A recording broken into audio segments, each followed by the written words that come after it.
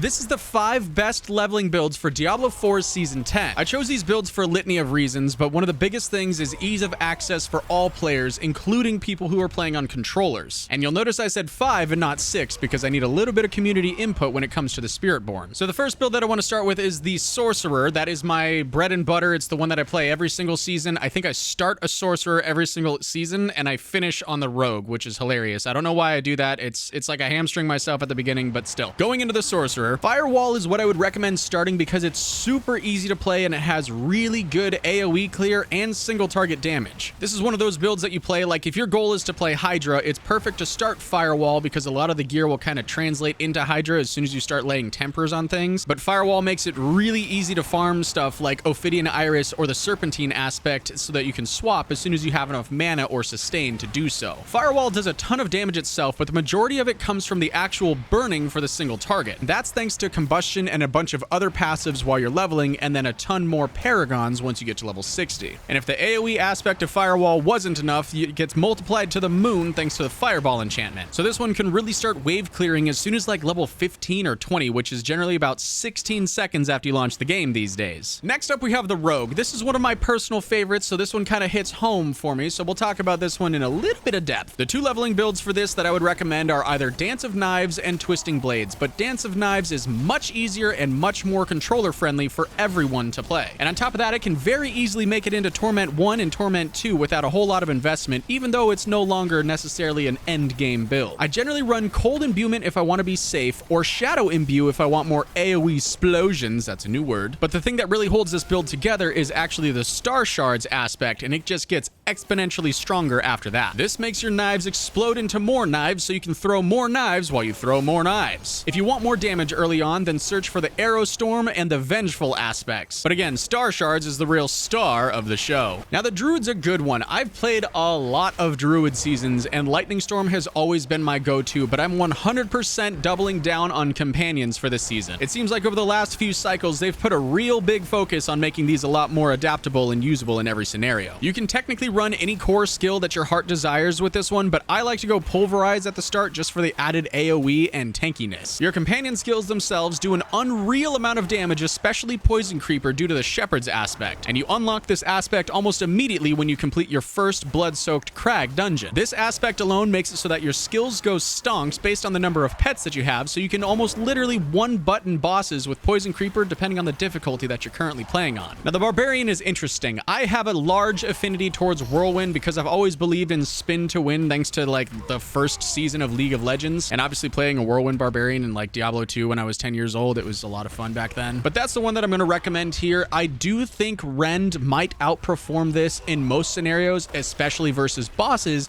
but Whirlwind in terms of like controller play and general use, I think it's just easier overall. When you pair this together with something like Lunging Strike, it makes for a very mobile and very fun way to carve your way through dungeons, hell tides, or even infernal pits, which is something that's new for this season, or at least new to the leveling side of things. Now this build leveling up is obviously very thirsty for resource, so the aspects that you're going to be taking are Slacking and Echoing Fury, because one gives you a chance to generate a ton of resource when you hit things, and the other one gives you solid fury per second while any of your shouts are active. This is one of the builds that you can easily take into the early Torment levels to build into your favorite late game Leap Quaker. God, I missed that build. I might play that this season. We'll see. And now we have the Necromancer. When starting a new season, there's absolutely no class in the game that I like to level more than the minion Necromancer. And I know you've probably heard that 1,000 times, but it's just that good. Your Reapers and Shadow Mages will shred everything while your Blood Golem tanks all the hits for all of you guys. If you want to engage a little, you can build some skill points around the Blight and minion damage, but really the only thing that you need is the reanimation aspect from the Alderwood dungeon. The summoner can very casually walk into the early Torment tiers, and then it can almost instantly get end game ready by farming for a single Mendeln ring. From there, you can farm for and build anything your heart desires on the Necromancer. Now we get on to the Spiritborn. So this class is one that I played very, very little of. I spent almost no time leveling it. I think I got boosted and I ended up playing the Evade Spiritborn right when it came out, and that was a ton of fun,